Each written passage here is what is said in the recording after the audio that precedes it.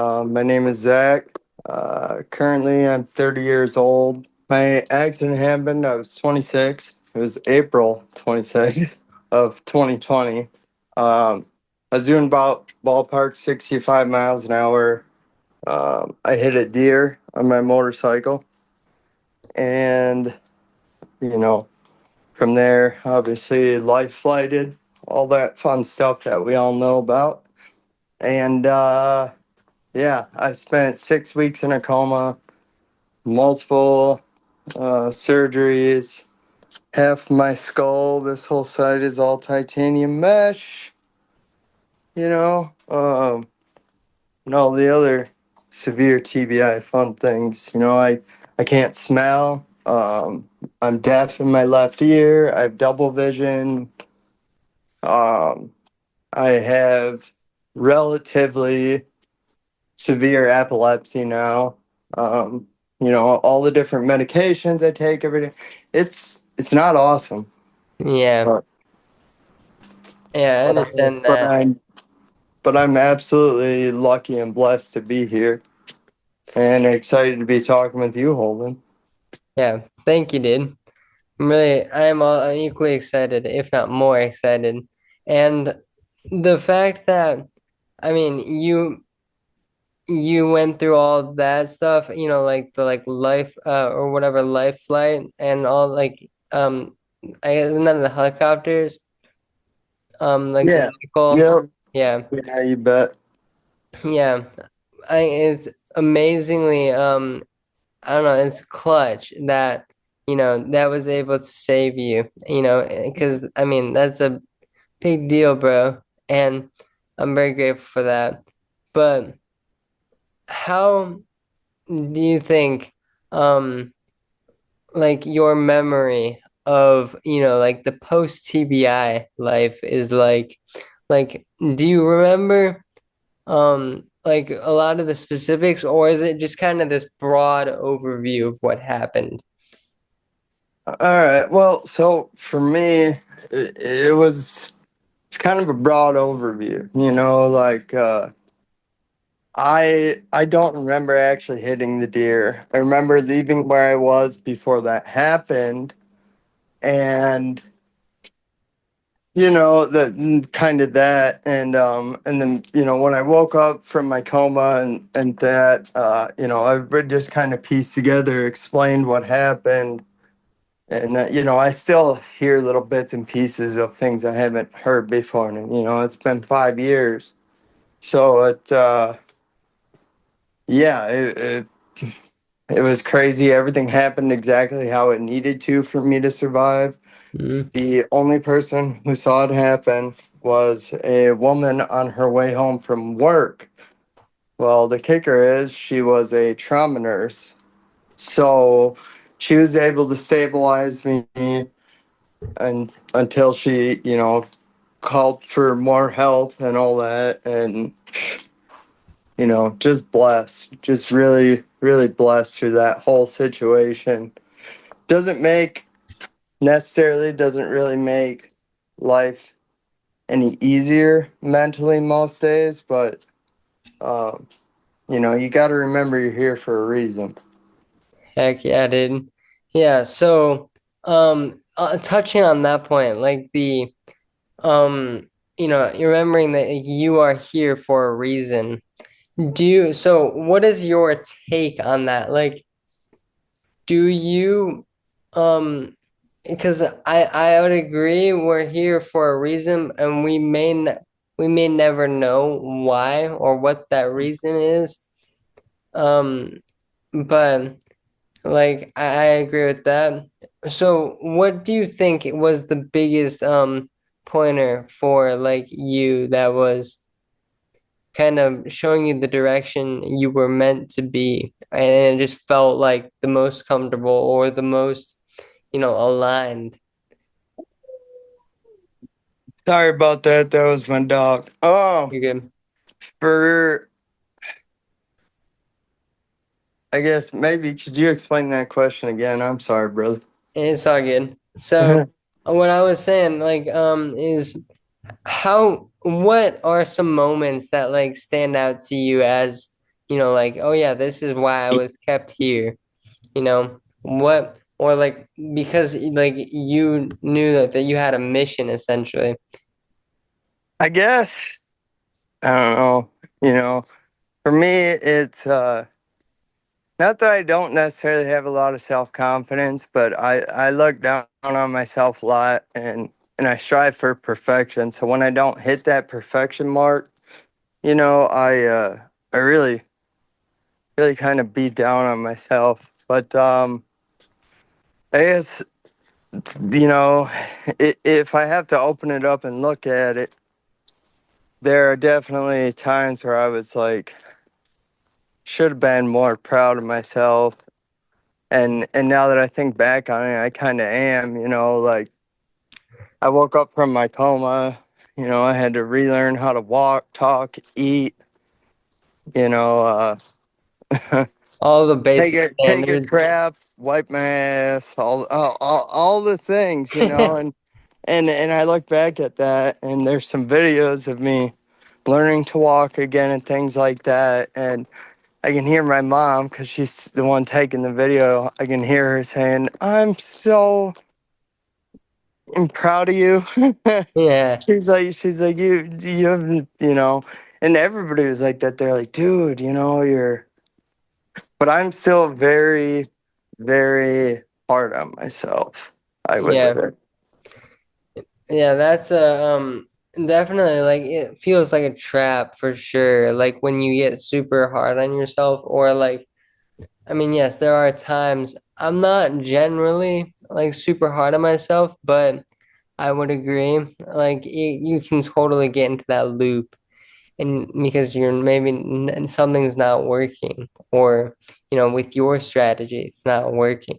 What are some ways that like you are, would you say stand out as like the best for recovery?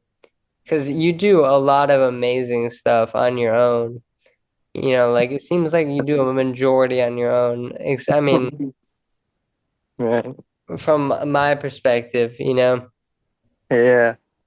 Yeah, for sure. I mean, a lot of people tell me that. And I guess for me, that's the resilience in life and the drive that I did learn from my parents when I was very young. It's and that's what makes the brain injury so hard. There's nothing in my life before now I ever run into that I couldn't outwork, outfight. I nothing. I made it happen. I figured it out, and this is just just the most. mm, I don't know. Just the craziest devil a person could truly ever battle. I think is maybe not just this, but definitely one of them is a traumatic brain injury. It's Yeah, I would agree. um, you know, -10 out of 10 would not recommend type of thing. But Not worth but it. there are things that now make me, and I assume others, take a step back and get appreciative of that. Like just simple things, seeing a baby smile, or giving your wife a kiss, The or small saying joys. saying good night to your kids, like. And it's like, oh yeah, we everybody talks big game, you know. Everybody talks like, oh yeah, I felt that way, or this how I feel. Everybody talks about it, but I don't think anybody ever actually takes a minute, steps back, and goes, wow, like I'm so thankful for this. I'm so thankful for this moment. And I ain't saying I'm perfect by any means. Lord knows I ain't, but yeah, I would say I'm definitely learning more. Sometimes I can take a step back and look at even little silly things like I was just talking about, and I'm like, man, I'm blessed. Like I can be so thankful for things that I would have never noticed before. Yeah. Or things that I would be like, oh yeah, this, that, oh, I'm. I love this and I love that, but did I really take the time to stop and enjoy it? No. Dude, yes, I No. agree with that. Like the that feeling of you can kind of reflect to how you can kind of reflect how you used to think about certain things as they approach in life, basically. Like these like little even like the tiniest moments, Oh, that are absolutely. really gratifying or, they're super cool or I mean even the small things like just holding a door open like for someone and like how does that make you feel better? And I think that also fuels the healing and the healing speed and I guess the quality of healing, you know, that because I think your emotional healing is a very obviously a very large portion of, what you need post TBI. But, like I think yeah, that's what I would say. And I would agree. But so what are some do you have like any daily practices necessarily or that you do with the purpose and intention of healing like more or you do things more repetitively because you know it's good to like practice? Do you have anything like that? Oh, shoot. I mean, a little bit of this, a little bit of that. I know, I guess mostly what you're talking about would be a routine. Yeah. I definitely know that when I get into a solid routine, man, like that's when I'm doing the best. Like I'm like, oh yeah, I feel good every day. I wake up at the same exact time, eat the same damn thing for breakfast, drink the same kind of coffee, you know, smoke a cigarette, whatever. And after I get up and I'm like, all right, let's get it, and I just bust my hump the whole day. Yeah, Uh, it's and, good that you have even like a though what's funny about that there is, when it was like when my accident happened, it was like I went to sleep and I woke up and everything changed. I mean, aside from just the fact that my accident happened right when COVID was like ramping up, so like I wake up in the hospital. Uh, everyone has a mask on except for me. I could see my mom for 1 hour a day, and that was it. She was the only visitor I could have. You know, aside, I guess aside from just that, like, gosh darn, man, I forgot. it's Forgot okay. exactly what the question was.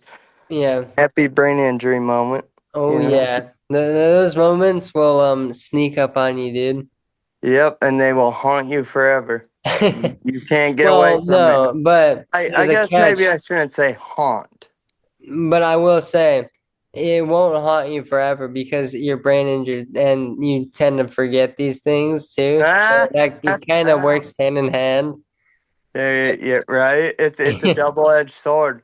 It's kind of Yeah. like how I'm deaf in my left ear. It's nice because most of the time I can just turn my head away from somebody and say, "Yep, yep, yep."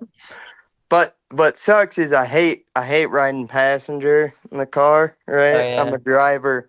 Okay, so but when I'm a passenger, I can tune them out.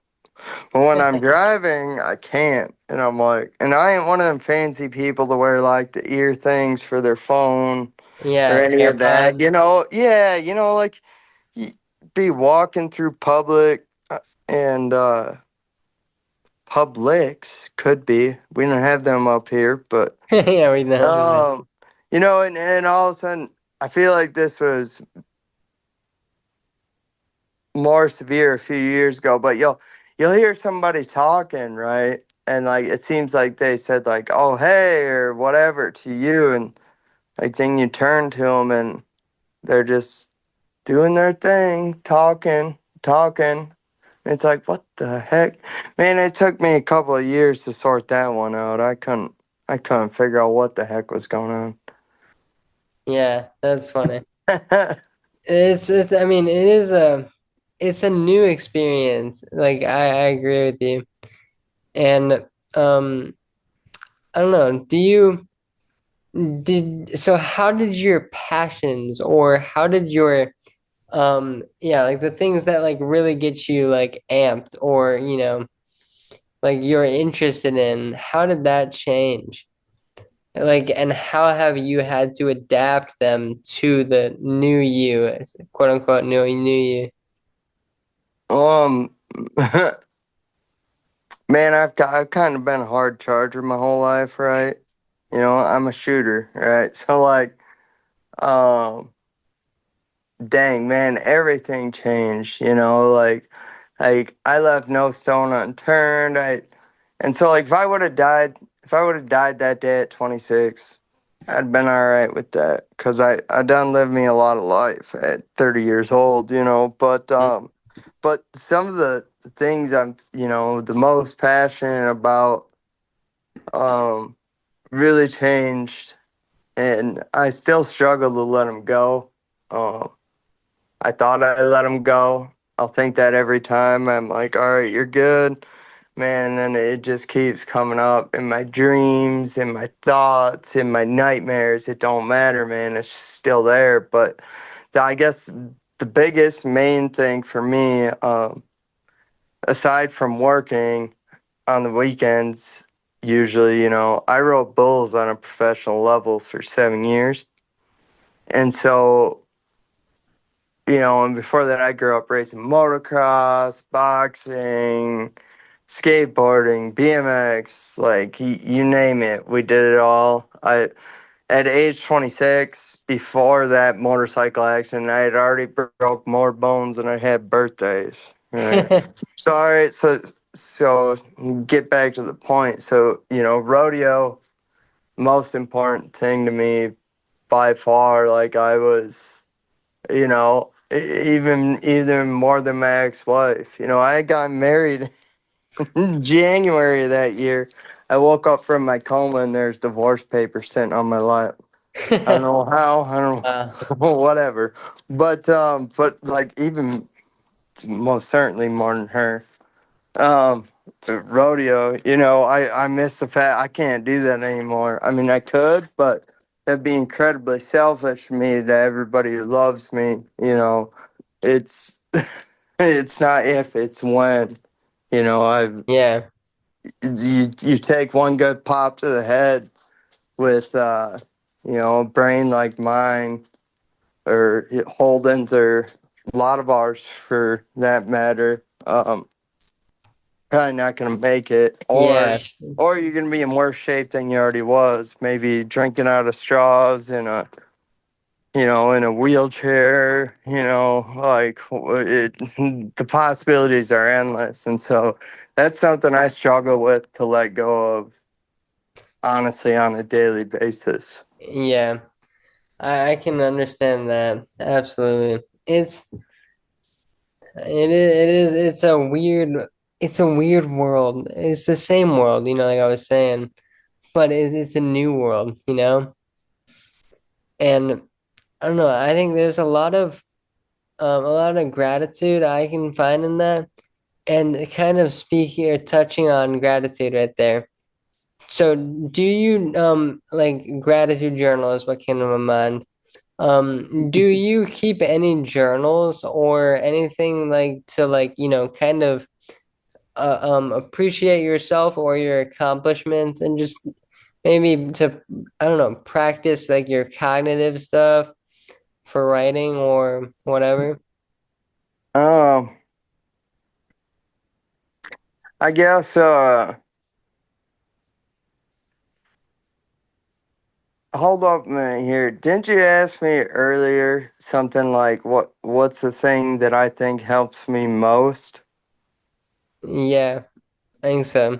Did I talk about I did talk about big, I believe. Oh no, not in this recording. Okay. Well, All right, what was that question? Then I'd like to The jump into question is like that real quick. what helps you? Do you journal or how do you Okay, like yep, reflect?